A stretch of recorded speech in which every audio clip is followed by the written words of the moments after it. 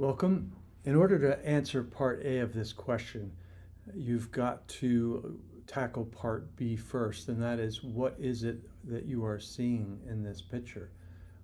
This is a lot like a lot of your USMLE questions. The only way to answer the question is to actually come up with differential diagnoses or a cause of the symptom or sign that you're seeing. But in this case, we're going to jump through the sequence you've already learned. Differential diagnoses, pain in throat. What is this that I'm looking at?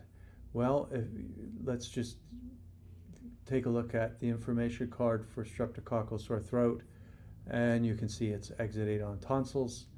So let's open up the symptoms and signs for streptococcal sore throat, and let's look at the information card for exudate on tonsils, just confirm that, but we can also map from exudate on tonsils to all the conditions that would cause exudate on tonsils.